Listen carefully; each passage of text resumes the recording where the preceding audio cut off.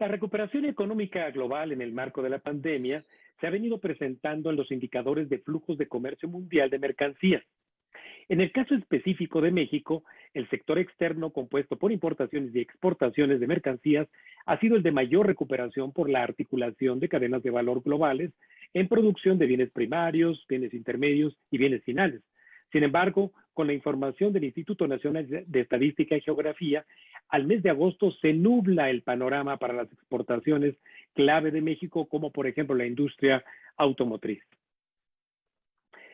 Y desde luego, bueno, para hacer un escrutinio de las venas que corren por el comercio exterior de México, es que lo haremos de la mano de quien usted ya conoce, el maestro Pedro Tello Villagrán, un experto en el tema y a quien le agradezco mucho esta tarde esté con nosotros. Raimundo, muchas gracias. Buenas tardes. Muy buenas tardes, Pedro. Bueno, pues apenas la semana pasada el INEGI nos informaba de que hay un freno en ese motor que tú nos habías descrito, que pareciera ser que iba a ser un detonante de la recuperación económica. ¿Qué pasó en el comercio exterior en los meses recientes, Pedro? Concretamente en el mes de agosto, que es la última información disponible con base en la información del INEGI, las exportaciones totales de nuestro país, lo mismo que las de sus dos más importantes componentes, las petroleras y las del sector no petrolero, y como parte de este último, las manufactureras y las del sector automotriz, presentaron un retroceso en comparación con el nivel de exportaciones que se registró en todos y cada uno de estos rubros en el mes de julio. ¿Qué fue lo que provocó este tropezón del esfuerzo exportador de nuestro país y este debilitamiento en la operación del más importante motor del avance de nuestra economía? Bueno, pues son fundamentalmente dos cosas. Por una parte, en lo que a las exportaciones petroleras se refiere, Raimundo, se presentó un descenso en los precios internacionales del petróleo que fue acompañado al mismo tiempo por un retroceso en el nivel de producción o de extracción de hidrocarburos, motivado en este último caso por el incendio que se presentó en las instalaciones de Campeche, que por lo menos durante una semana y media detuvieron parcialmente la producción y consecuentemente el embarque de petróleo en México. Y en lo que al sector no petrolero se refiere, es importante señalar que las exportaciones de su principal componente, la industria automotriz, cerraron el mes de agosto con un retroceso, el tercero consecutivo, en comparación con el mes inmediato anterior, lo que refleja fundamentalmente tres cosas. Por una parte, los problemas ya muy importantes de aprovisionamiento de semiconductores o chips para el ensamble de automóviles. Dos, el impacto que ha tenido el bloqueo de vías férreas en Michoacán, que ha impedido el aprovisionamiento desde el puerto de Lázaro Cárdenas de materias primas e insumos a la industria automotriz, pero en su conjunto al sector exportador también. Y tercero y último, el incremento en los costos de transporte a escala internacional. Lo mismo el aéreo que el marítimo han registrado a lo largo de este año un importante incremento motivado fundamentalmente por el encarecimiento de combustibles. Así que tenemos un motor, el motor exportador, que se ha debilitado en el mes de agosto, aunque en el comparativo acumulado de enero al mes de agosto sigue ofreciendo resultados positivos. Pedro, ¿qué tanto el consumo de Estados Unidos, sus consumidores que nos compran manufacturas, bienes intermedios, podría seguir jalando por al menos el resto del año a los exportadores mexicanos para que no caigan en el desánimo de que pues así va a continuar el resto del año? Tengo la impresión de que en el caso de las relaciones comerciales entre México y Estados Unidos se van a mantener fluidamente los pedidos procedentes del vecino del norte, que favorecerá a la mayor parte del sector exportador de nuestro país, pero particularmente en el caso de la industria automotriz y de la industria electrónica, que dependen fundamentalmente del aprovisionamiento de semiconductores, que a escala mundial han tenido problemas de abastos significativos.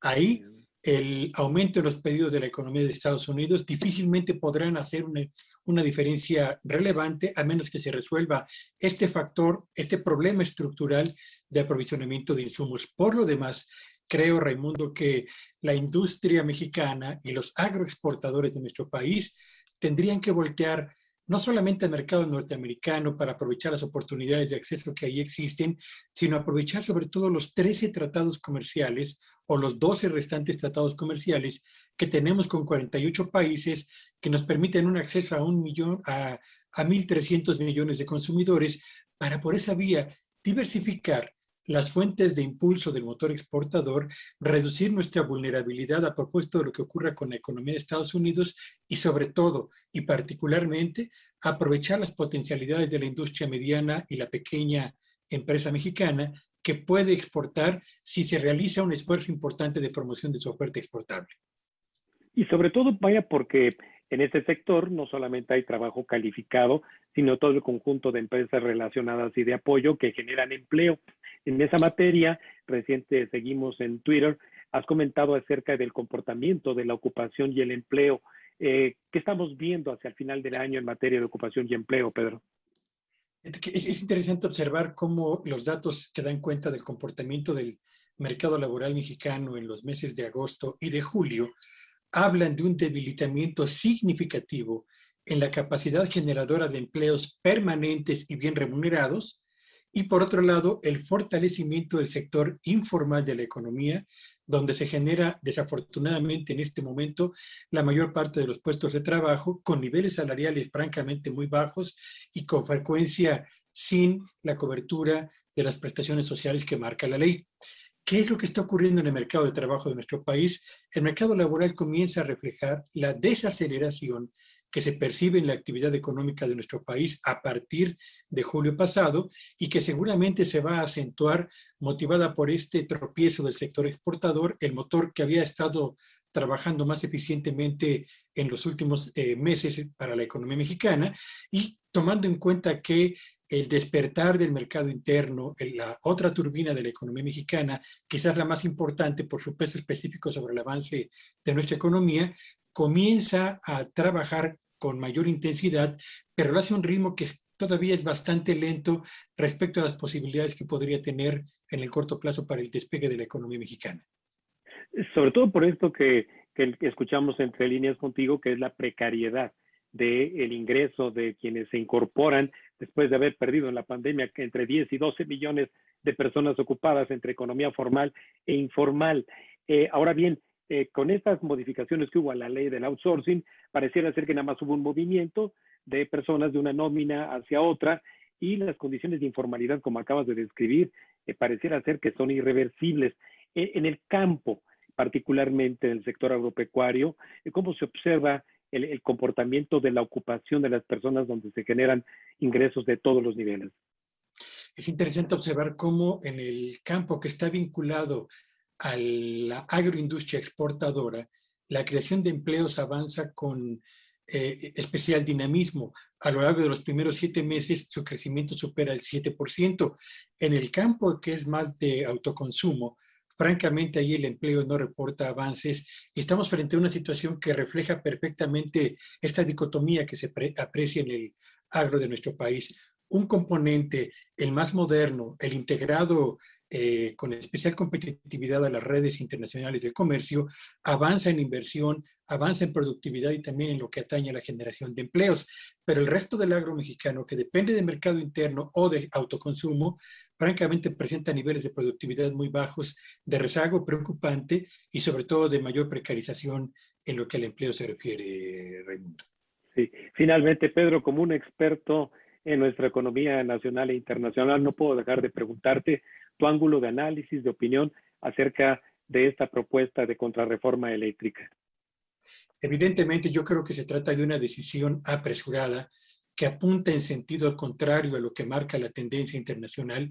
México tendría que apostar por la inversión productiva para ampliar la capacidad generadora de energía eléctrica que permita atender el vacío o el hueco que todavía existe en cuanto a la dotación de este insumo relevante para hogares, pero también para empresas con la calidad y yo diría con la suficiencia de suministro. Y pretender que CFE, en las condiciones financieras en las que se encuentra, tan comprometidas, pero también tan tecnológicamente rezagadas, se convierta en el más importante generador de energía eléctrica, implica tomar un riesgo innecesario, cuando lo que tendríamos que hacer es avanzar hacia el cumplimiento de compromisos internacionales para la generación de energías limpias, favorecer la creación de empleos y la inversión productiva que permite a este país tener una plataforma generadora de electricidad a la altura de las necesidades de un país que aspira a crecer con mayor velocidad en los próximos años. Sobre todo, porque cuando empezamos esta conversación en materia de exportaciones, por tu cuenta en Twitter, pues nos enteramos continuamente que las exportaciones hacia Estados Unidos demandarán un componente de consumo de energías limpias. ¿Qué va a pasar si no cumplimos, Pedro? Ahí está quizás el gran obstáculo que tendrá que enfrentar esta reforma.